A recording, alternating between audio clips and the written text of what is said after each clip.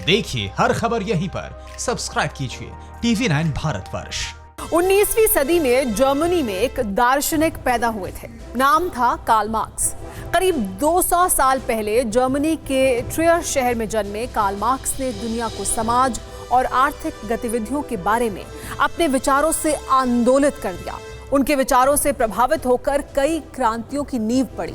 चीन की communist party भी कार्ल मार्क्स के सिद्धांतों पर ही चलती है। करीब 2 साल पहले 2018 में जब चीन में जिनपिंग को चीन के सर्वशक्तिमान तानाशाह का तमगा दिया जा रहा था, तब बीजिंग के ग्रेट हॉल में अपनी पार्टी के 3000 से ज्यादा नेताओं के सामने जिनपिंग बोले कि चीन कम्युनिस्ट पार्टी के झंडे पर मार्क्सवाद लिखना बिल्कुल सही है। जिनपिंग ने कहा था कि उनका देश कार्ल मार्क्स के सिद्धांतों पर चलता रहेगा, लेकिन मार्क्स के सिद्धांतों की तिलांजलि तो चीन पहले ही दे चुका है।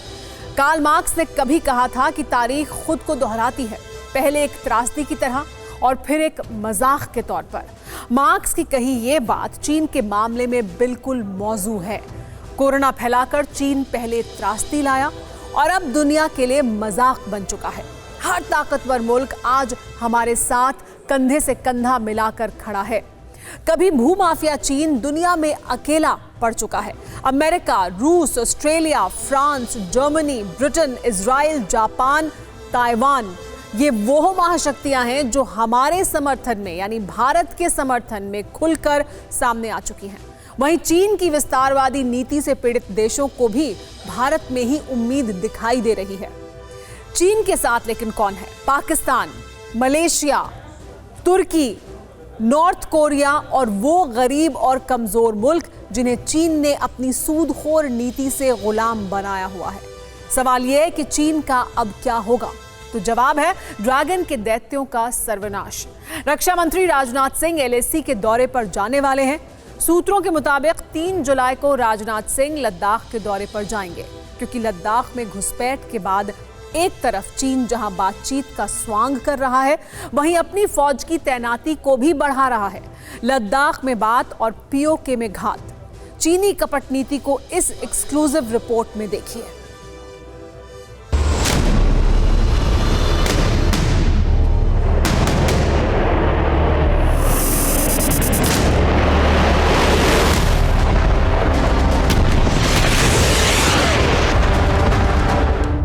सरहद की बुलंदी को चूमता हमारे देश के जांबाजों का ये जोश चीन पर वज्रपात का इशारा है।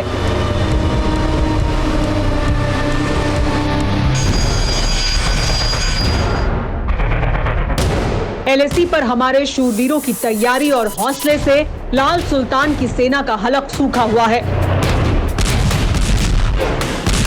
गलवान में मिले सबक को याद कर चीनी अब तक मातम मना रहे हैं, लेकिन ड्रैगन की नस्लों की साजिशें भी जारी हैं। LAC पर 4 मोर्चों पर दोनों देशों की फौज आमने सामने है। चीन बातचीत से मानने को तैयार नहीं है। कोर कमांडर ग्रुप की 12 घंटे तक चली मीटिंग के बाद भी चीन की हरकतें कम नहीं हुई। साफ है कि चीन बातचीत का स्वांग कर LAC पर अपने नापाक मंसूबों को अंजाम दे रहा है। गलवान में हिंसक झड़प के बाद चुशूल में कोर कमांडर लेवल की मीटिंग हुई। सूत्रों के मुताबिक मीटिंग में दोनों पक्षों की फौज को पीछे हटाने को लेकर चर्चा की गई। इस दौरान कई बार कुछ मुद्दों को लेकर तीखी बहस भी हुई। 6 जून को हुई कमांडर लेवल की मीटिंग में दोनों पक्ष सेना को पीछे हटाने को लेकर तैयार हुए थे, लेकिन चीन पीछे नहीं हटा। इतना ही नहीं, लद्दाख के कई हिस्सों में चीनी सैनिकों ने आगे आकर मोर्चे बना लिए हैं। फिंगर 4 की पहाड़ियों पर चीनी सैनिकों ने बंकर और संगत बनाए हैं। पेंगोंग झील के किनारों पर भी चीनी सेना ने सुरक्षा दीवार और बंकर बनाए हैं।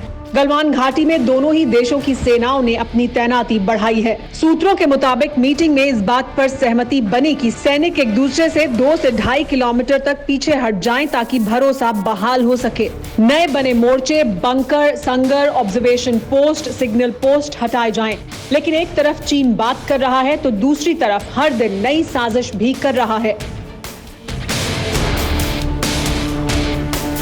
इतना ही नहीं, चीन LAC पर लगातार अपनी फौज की तैनाती बढ़ा रहा है।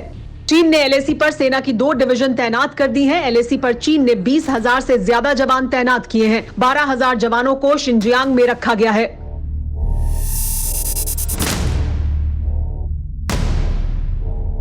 LAC से शिनजियांग की दूरी करीब 1000 किलोमीटर है, लेकिन तिब्बत की तरफ पठारी इलाका होने की वजह से चीनी फौज शिनजियांग से LAC पर मोबिलाइज हो सकती है।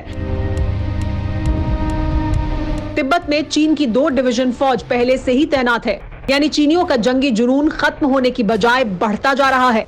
इसीलिए जिनपिंग के शागिर्दों को सबक सिखाने के लिए हमारी तरफ से भी तैयारी पूरी है।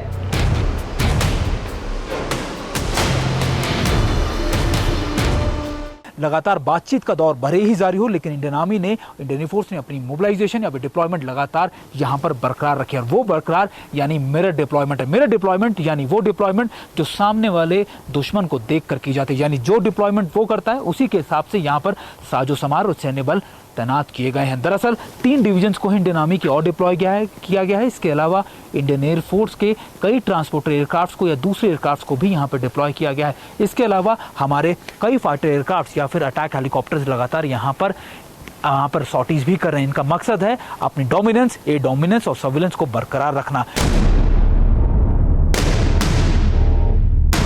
गलवान घाटी के साथ ही चीन की साजिशें पेंगोंग झील के किनारों पर भी जारी हैं। सैटेलाइट तस्वीरों से इस बात का खुलासा हो चुका है कि चीन ने पेंगोंग झील के फिंगर 4 और 5 के बीच कैंप बनाए हुए हैं। इस जगह पर चीन ने अपना नक्शा भी उकेरा है। इतना ही नहीं, सैटेलाइट तस्वीरें दिखाती हैं कि चीन ने न सिर्फ झील के किनारों बल्कि 8 किलोमीटर दूर मौजूद रिज लाइन के करीब भी अच्छी खासी फोर्स जमा कर रखी है। तस्वीरों में चीनी टेंट, हट और कई तरह के शेल्टर नजर आ रहे हैं। यही वजह है कि पेंगोंग इलाके में भी चीन की चालबाजी पर पैनी नजर रखने का इंतजाम कर लिया गया है। हमारी नौसेना लद्दाख में दर्जन भर से ज्यादा अत्याधुनिक और दमदार बोट भेज रही है। इन बोट्स के जरिए पेंगोंग झील में पेट्रोलिंग की जाएगी, यानी चीन की हर चतुराई को चित करने का पूरा खाता तैयार कर लिया गया है। सरहद पर हमारे जांबाजों की ताकत और जज्बा देखकर चीन को अपने सिर पर बारूद बरसने का एहसास हो चुका है। यही वजह है कि जिनपिंग ने गोद लिए पाकिस्तानी पुत्र के साथ साजिशों का नया ताना बाना तैयार कर लिया है, जिसका सिरा POK में मौजूद स्कर्दू एयरबेस तक जाता है।